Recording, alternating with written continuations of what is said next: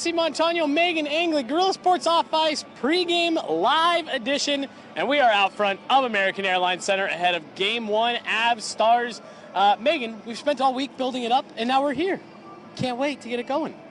Yeah, it's exciting, and the excitement around the team is palpable. I had trouble with that word yesterday, but I nailed it today. Nailed it today, playoffs. Jared Bednar had to yank the guys off the ice yesterday to get a plane, and then this morning, Keaton Middleton was the first one on the ice, and he just looked around at all the playoff towels on the seats and seemed to soak in the moment and the reality of playoff hockey. And you could see a lot of players having that it's finally here moment. Taking a look around the arena this morning, Josh Manson comes out, bangs the glass, and does some kind of rowing boat motion with his sticks. But there were a lot of smiles. The mood was really light, happy, excited, and you could feel it. Josh Manson also called out the towels on all the seats, and I'm going to give Dallas a little bit of credit. We see a lot of teams do towels. They got some pretty cool. Yeah. They got Jamie Benn, Tyler Seguin, Rupe Hanson. They're pretty cool. But I'm with you, Meghan. You could feel the excitement. The locker room's packed with media. All the players are kind of chomping at the bit. Jared Bednar alluded to that. Like, yeah, there's an intensity around the rink. We want to get going, and we want to get into this. So let's dive into it. We did see morning skate today.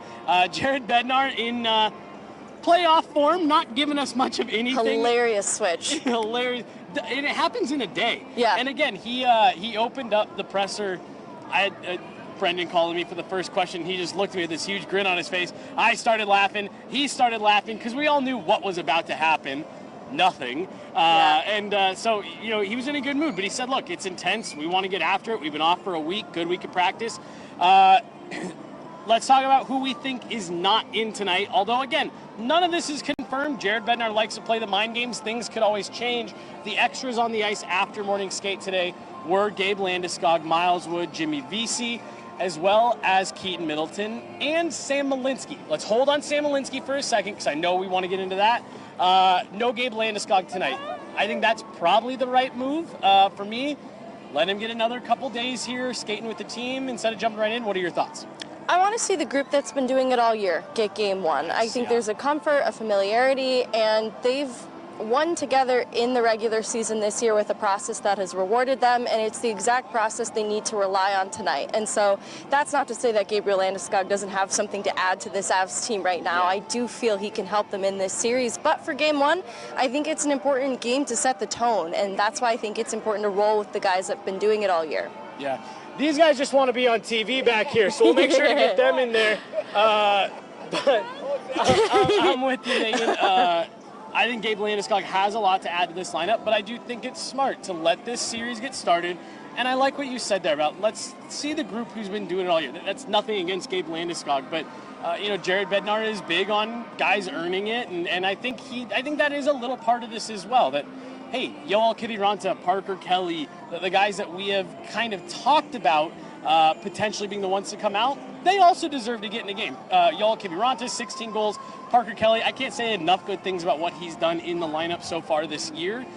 So I'm with you. I really like that perspective. Let's see the guys who have done it all year get in the lineup, and hey, let's let Gabe Landeskog get back in the building of a playoff game, things like that. Let's turn our attention to the back end here. Sorry, anything else to add on that? I think they want to tee up this series in the right way, too, so the stakes aren't quite so high when Gabriel Landeskog does rejoin the team. They want to set the tone by stealing at least one here in Dallas. Yeah, absolutely. And we talked about the fact that this is an injured Dallas club right now, and you have the opportunity to jump on these guys here. I think game one's going to be important. I don't necessarily think that whoever wins this game tonight is going on to win the series, but I think this could Coward. be I'm just kidding. I think this could be a tone-setting game in terms of intensity, the way that these two teams are going to stack up to each other. You know, to your point, like let's let this settle in a bit here. But let's turn our attention to the back end. We did talk all week leading up how well Sam Malinsky has played coming out of the Four Nations break, specifically these last 2 weeks. I mean, this seems to be the best hockey that he's played. Looks as though he's not going tonight. We knew that was going to potentially be an option. Jared Bednar opting to go with a little bit more of a veteran lineup if that is the way that it ultimately shakes out. Look, I can see both sides of this. What are your thoughts? With Lindgren and Manson as players that can help the back end tonight, it makes a lot of sense when you look at the D core for Dallas, and it's a young D group with Thomas Harley and Leon Bichel on the back end. I think that Jared Bednar, this is part of the chess match, and he wants to match that then with experience and playoff experience in particular, and that's where players like Lindgren and Eric Johnson can help the Avs tonight. And I think it all goes back to setting the tone. You can kind of get the skill of Malinsky in this series once it's a bit more established, but I think there's a foundation that needs to be built tonight. Well, and not only, you know, if you need Malinsky there, but he's now just a different element. He is very different player from Eric Johnson. He gives you a different dynamic up there. Like you pointed out, with the chess match, that's now just another piece that you can go to.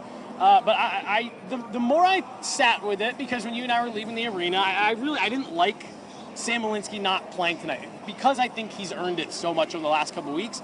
But the more I sat with it, I also think that in a game like this where this team is ready to burst the seams and just get going, you might actually need some veteran leaders in that group to rein everybody in a bit. Whoa. Don't get too excited to the point that you start, playing outside of your structure, doing things, silly. We've seen Marty Netchus in the last couple of weeks maybe get a little bit too excited at times and play his way into turnovers, things like that. So I'm with you. I think having Eric Johnson in the lineup to not only provide something different than what Sam Malinsky provides, but be a little bit more of that veteran leader, and just, if Gabe Landeskog isn't back tonight, does not hurt to have another voice like that in the room as well.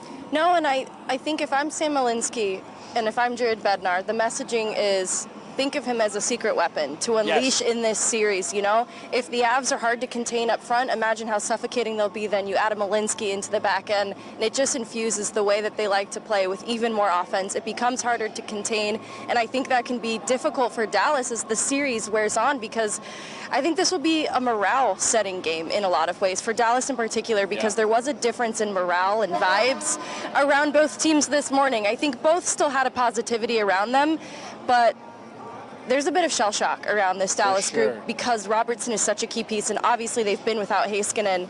It's starting to feel a bit dire, and so I think how this tone gets set tonight, it can be just another way to gain an advantage in the series, to unleash a player like Malinsky or a Landeskog later on. Yeah, I really like that perspective. We saw Miro Heiskanen out doing some light work with the group at the optional skate today, but to your point, it's exactly what we had kind of talked about, where as the pressure of this series ramps up for Dallas, you might see them trying to force that a little bit more, with whether it be with Miro or with Jason Robertson. And so, the Avs being able to come out and set a little bit of a tone here. Let's talk about who's in net. We talked about Jake Ottinger. Jared Bednar gave a little bit of insight into what he wants to see his team do. It's a lot of what you and I talked about earlier this week. And then I want to talk about Mackenzie Blackwood as well. It's going to be his first playoff start. I'm not going to say that you're worried about him, Meghan, but we've definitely talked a little bit about him here over the last couple days, and just wanting to see him put his best foot forward. Let's start with Jake Ottinger, though. Jared Bednar did mention, hey, look, something that we've got to do different versus what we did last year in the series against the Stars is get to the interior of the ice more, get in front of Jake Ottinger, create havoc in that blue paint, and make it hard for him to see pucks. Not really much different from what you and I talked about earlier in the week.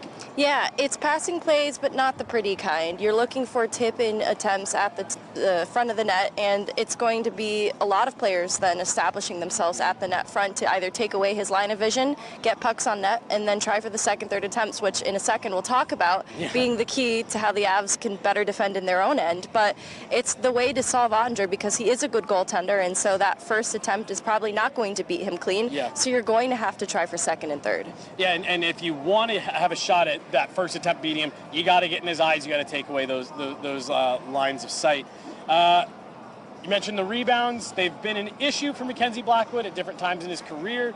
He was among the league leader in giving up rebounds this year. But you've talked all week. There's something the Avs can do to help him out on that. Absolutely. When you look at the overall shots allowed for the Avs, it's among the lower of the teams, but the unblocked shot attempts is where you see that there's room for improvement. And I think when the Avs pay attention to the details, they do defend the house pretty well. And so that's getting sticks in lanes, remembering your assignments and not straying for them, because there's so many threats on the ice at any given time for Dallas. You don't want to overcomplicate things there either. Clear pucks, punish guys who decide to go to the front of the net, and help Mackenzie Blackwood out. and similarly just limit Dallas's time in their own end. Yeah. And I think this is something the Avs are fully capable of doing, but Absolutely. it'll better support their goaltender, who I think is great at stopping the grade A chances. He's not probably going to be beat clean either. Ottinger and Blackwood kind of similar in ways, but we have a body of work to evaluate Ottinger on in the postseason. We don't have that from Mackenzie Blackwood, and there has been a little bit of a vibe shift from the usually happy-go-lucky goaltender who has been very intense lately, and I don't know that that's necessarily a bad thing. Right, and yeah, it's not that he's not still happy or go-lucky, but there is definitely just a different air and a different intensity to Mackenzie Blackwood over these last week, 2 weeks. Yeah. He just seems really dialed in, and again, I'm with you. I don't necessarily think it's a good or bad thing. I do think, though, that Mackenzie Blackwood understands the moment and understands that he is now backstopping a team that has not only Stanley Cup aspirations, but is among the league's favorites to be able to make it that far and ultimately win the Stanley Cup. So you can look at it one of two ways. You can look at it and saying, like, oh man, it's the playoffs, Mackenzie Blackwood might be feeling a little bit tight, or you might be looking at it saying, no, he's ramping up his intensity. In the same way that we see a vibe shift in Nathan MacKinnon come this time of year. We saw it in Eric Johnson yesterday at practice. We see it in Jared Bednar every year. So this could just be another, name on the list of, no, these are guys that just dial it up the week of playoffs. Yeah, it's his postseason form. What I think is interesting, too, is his will to win. When you look inside the San Jose Sharks seasons, for example, it's always there, and the stakes maybe haven't been as high, but that will to win has helped to bring them success, especially individually for Blackwood. And so I think that compete and that desire to win is going to serve him well in the playoffs, and we're just seeing him wear a little bit of a different hat here. Yeah, and just real quick before we move on from goalies and get into our kind of final thoughts on the overall matchup, we wanted to address the call-up of Kevin Mandolisi on yesterday's show. We didn't get a chance to. This is very standard practice, especially for the Avs. They like to carry three goalies, especially with them on the road in the playoffs. And Meghan, as far as the Eagles capture the Central Division, they do get that first round bye. They need their top goalies with them right now. Kevin Mandolisi's kind of worked his way into that third goaltender role with the Eagles. That's likely why he's here. Any other thoughts on that? No, it's pretty clear cut, especially for practicing. You know, the game goalies get a little bit of a reprieve for the practice days with a Mandolisi on the ice. We saw it with Arvid Holm last year in the Winnipeg series when Justus didn't have the flu and we were all panicking after game one. So it's nothing entirely new, and it shouldn't worry anybody. Shouldn't worry anybody. Meghan, let's get our final thoughts here before we get inside and get into this one. It's Mikko Rantanen, it's Jamie Benn, it's the Dallas Stars taking on Nathan MacKinnon, Cale Makar, Colorado Avalanche. We've outlined a lot of this series throughout the week, so we don't need to go too far into anything. Just, I guess, what are your final thoughts about how these teams are stacking up heading into Game 1? I still view Dallas as a threat. I do think the Avs' path through Dallas is made easier because of how depleted the lineup is without key players like Robertson and Heiskanen, but Mikko Rantanen has something to prove. So similarly, a lot of my attention is turning to Marty Necas and how he can be an impact player for the Avs in this series. I think top 6 to top 6, the Avs have the edge, and Marty Necas can be the difference maker. And so I'm looking for him to be in true playoff form and do the things that have rewarded him in the regular season here. Yep, no, I love that. And you asked Jared Bednar about it as well. What will make him successful, and you know, he alluded to just that. I'm with you. I think, look, Chloe put our predictions out yesterday, and I took the Avs in 5, which is a bold prediction. But I just, being around this team, feeling the vibe in this room right now for the Avs, I really do feel like this is a team that's on a little bit of a mission here to prove that they haven't gone anywhere.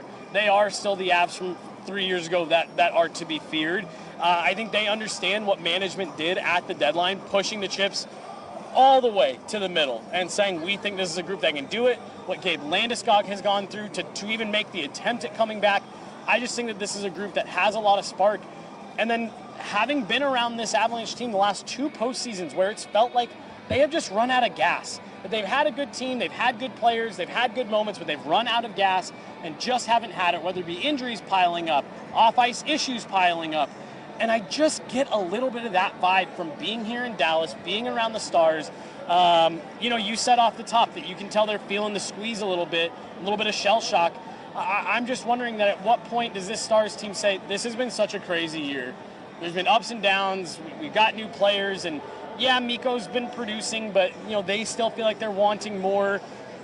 It's just feeling a little bit like it's just not our year. And I could end up eating these words in a hilarious way, be all over freezing cold takes in 2 months, but that's just the vibe that I'm getting, and I think the Avs are out with something to prove in this series.